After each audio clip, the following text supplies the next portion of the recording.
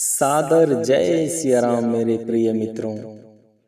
आइए मित्रों, हम आपको एक बहुत ही रोचक कहानी सुनाते हैं जो वृंदावन के एक गरीब की सत्य कथा है।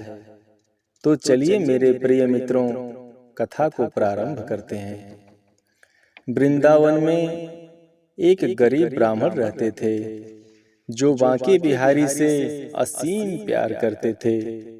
वह बांके बिहारी का इतना दीवाना थे कि सुबह शाम जब तक मंदिर न जाएं, उन्हें किसी भी काम में मन नहीं लगता था।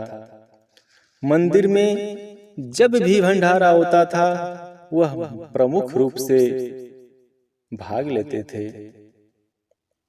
एक दिन ऐसा समय आया कि जिस दिन पंडित जी के बेटी की शादी तय हुई, उसी दिन ब्राह्मण का कन्हैया के मंदिर में ड्यूटी भी लग गई।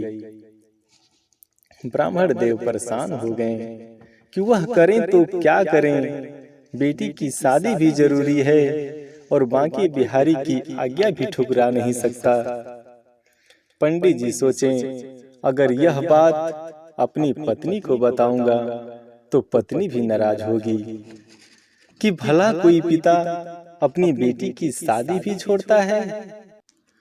एक दिन भंडारे में नहीं जाओगे तो दूसरा कोई भंडारा संभाल लेगा, लेकिन अपने जीते जी बेटी के शादी में शामिल न हो, ये कैसे हो सकता है। ब्राह्मण देव न जाने मन में क्या क्या सोचकर परेशान हो रहे थे। पंडित जी फिर सोचें, मैं कन्हैया के भंडारा में न जाऊं, ये मुझसे सहा न जाएगा। और मन ही मन विचार किया कि चलो थोड़ी कन्हैया के भंडारा में शामिल हो जाऊंगा और समय रहते अपनी बिटिया रानी के शादी में भी आ जाऊंगा। पर पंडित जी को भंडारा में बहुत ज्यादा विलंब हो गई और घर आते आते बिटिया रानी की शादी भी हो चुकी थी और विदाई भी।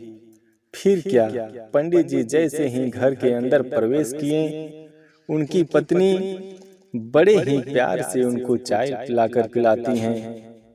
अब पंडित जी और भी परेशान हो गए कि मेरे ना रहने पर बिटिया रानी की विदाई भी हो गई और घर वाले मुझसे नाराज भी नहीं। पंडित जी कुछ नहीं बोले, सोचें चलो कोई कुछ नहीं बोलता तो जो बीत गया सो बीत गया। कुछ दिनों बाद बिटिया के शादी का वीडियोग्राफी हुई थी। ग्राफर ने शादी का कैसेट दिया।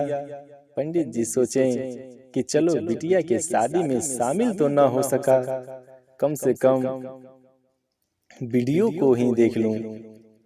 और देखते ही देखते पंडित जी के आंखों से आंसुओं की धारा बहने लगी। उन्होंने देखा कि हर जरूरत वाली जगह पर मेरे बांके बिहारी मेरा रूप लेकर मेरा आवश्यकता पूरी कर रहे हैं।